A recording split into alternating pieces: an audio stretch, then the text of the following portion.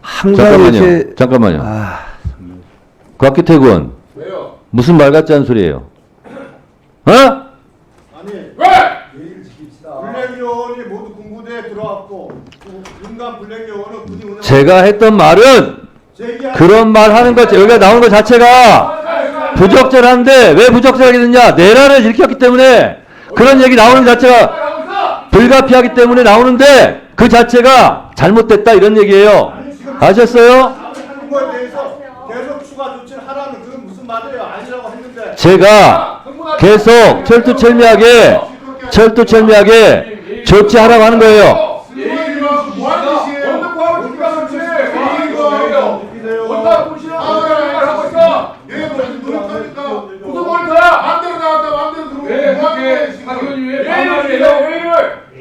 곽기태 의원은 국회법 145조에 의해서 1차 경고합니다. 1차 경고합니다. 조용히 하세요. 조용히 하세요. 곽기태 의원은 다시 또 질서를 어지럽히면 발언권을 중지하겠습니다. 지금 자체가 꽁시렁되는 거예요. 송석준 의원님 질문하시고 곽기태 의원 1차 경고했기 때문에 조용히 하세요. 아 정말 너무 그러지 마세요, 곽 의원님. 예의 좀 지킵시다. 아니 서로 예의를 예의는 지킵시다. 우리가 지키고 있는 예의가 거예요. 지켜져야 그게 되는 예의입니까? 아 서로 예의를 어디다가 지킵시다. 꾸시렁꾸시렁 말 하고 있어요, 위원한테. 그러면 곽 의원님이 그런 반응 보이면 됩니까? 곽기태 의원은 경고했음에도 불구하고 계속 그렇게 하기 때문에 발언권 중지합니다. 송석준 의원 질문하세요. 정말 이게 법사위장부터 이 엄중한 시기에 질서를 지켜야 되지 않겠습니까? 예? 질서를 유지하셔야 될 위원장님이 동료 의원님들을 이렇게 화나게 하고 이렇게 또 다른 혼란을 주면은 국민들이 보시면서 얼마나 참 답답하시겠습니까? 제발 우리 법사위부터 좀 질서를 지키고 이런 엄중한 시국에 우리가 모범적인 우리 국회 의정 활동을 보여드렸으면 좋겠습니다. 아까운 시간 30초가 지났어요. 자, 지금 정말 우리 내일 크리스마스에 다가오지만 얼마나 국민들 답답하고 이렇게 엄중한 이런 시국인지 정말 저도 되게 형언할 수 없는 답답함을 느낍니다.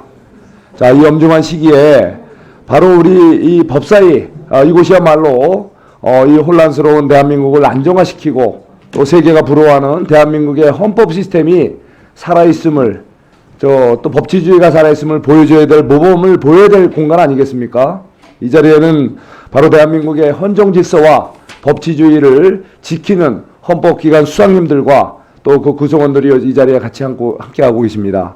오늘 이 자리에서도 바로 이렇게 법치주의와 헌정 질서를 지켜야 될 우리가 과연 스스로 그거를 범하는 그런 걸 안 했는지 자성을 해야 될 때라고 저는 생각합니다.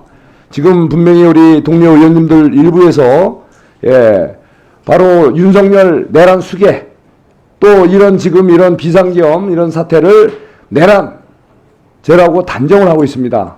지금 오동훈 공수처장님 수사하고 계시죠? 네. 그렇게 단정해도 되는 겁니까? 저희들은 수사기관으로서 그 고소 고발 들어온 사건에 대해서 엄정하게 또 신속한 절차에 따라서 수사하고 있다는 말씀을 드립니다. 그렇기 때문에 객관적으로 표현을 해야 되겠죠? 단정적인 발언은 안 되겠죠? 동료 의원들이. 네. 그렇죠. 우리 참 곤혹스러운 좀 질문이지만 천대엽 처장님. 예. 지금 여기서 오가는 이런 내란죄다. 또 내란 수계다. 내란 공범이다. 이런 단정적인 발언이 우리 법사위장에서 우리 의원들 입에서 나오는 거는 정말 적절치 않다고 생각하는데 어떻게 생각하세요?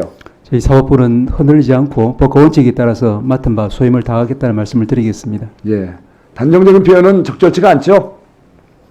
예, 다시 한번 말씀드리지만 각자의 자리에서 각자의 역할 충실하게 다하도록 노력하겠다는 말씀 드리겠습니다. 예, 우리 법무부 장관 대행님.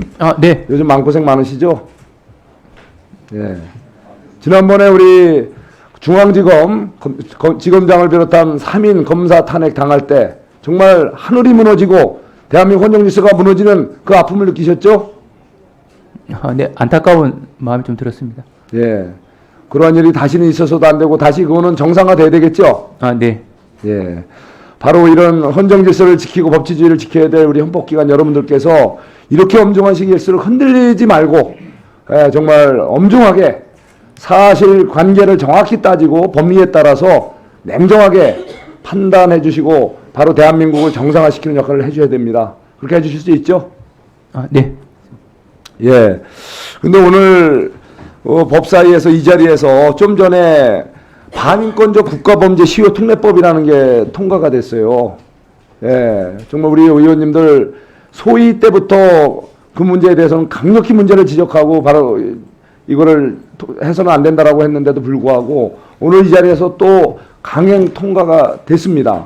이제 뭐 내일 모레 본회의에 또 상정한다고 합니다. 이 반인권적 국가범죄 시효특례법 검토해 보셨죠? 네. 예, 이 문제는 가장 단적으로 말하면 어떤 문제가 있습니까?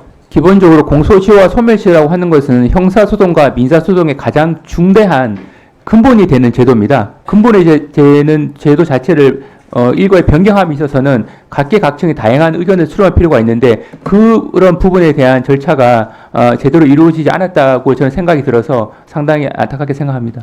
예, 절차적으로도 이렇게 헌법 질서를 또 법치주의 질서 전체를 갖다가 혼란시킬 수 있고 심지어는 파괴할 수도 있는 이 법안을 제정안을 만들면서 공청회도 안 했죠? 네. 예, 청문회도 안 했어요. 요즘 그렇게 자주 하는 이 법사위 청문회조차도 안 했어요. 이 모든 절차도 위반하고 또 여당의 반대에도 불구하고 강행 처리 중에 있어요. 자, 이 법은 어떤 법입니까? 지금 16만 수사 또는 공소 유지와 관련된 우리 공직자들이 정상적인 직무 수행을 갖다가 예를 들면 특수한 사건, 살인에 이르게 하거나 고의로 중대한 범죄에 이르게 하는 인권을 파괴했던 그런 범죄와 관련된 행위에 대해서는 당연히 공소시효나 소멸시효를 배제시켜서라도 끝까지 책임을 물 필요는 있겠죠. 그렇지만 법안 내용을 보면 겉으로 보면은 반인권적 국가범죄 하니까 엄청난 줄 알았어요. 실제 일부 야당 의원님들이 여러 개 법안 발의를 이제 대안 입법을 한 거 아닙니까? 근데 일부 법안은 그게 맞아요. 이 말대로.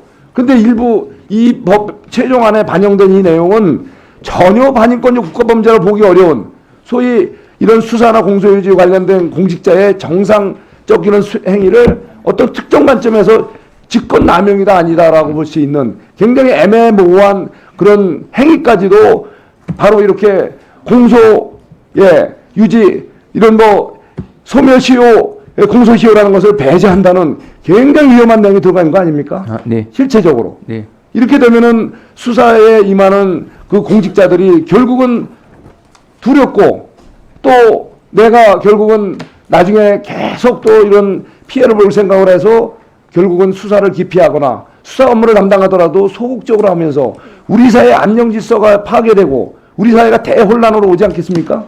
네. 그럴 우려가 있죠. 네, 그렇습니다. 다시 말해서 이 법은 그래서 국가혼란 방조법이다. 아니면 국가혼란 조장법이다. 심지어 특정인을 수사했던 분들을 끝까지 괴롭히는 특정인 수사 방해법이 되지 않겠습니까? 그런 문제가 심각하게 느껴지시죠? 네, 여러 가지 문제가 발생할 것으로 우려가 됩니다. 오죽하면 대한변협에서도 반대 성명 냈어요. 그리고 또 제일 많은 수사관들을 보유하고 있는 경찰청에서 공식 반대 의견 냈어요. 이렇게 온통 법조계와 국가에 반대하는 이 반인권적 국가범죄라는 말만 그럴듯하고 실제로는 그야말로 대한민국을 혼란의 도가니로 몰아가고 특정인 수사하는 걸 방해하고자 하는 악법 중에 악법. 이거를 갖다가 구밀복검이라고 해요.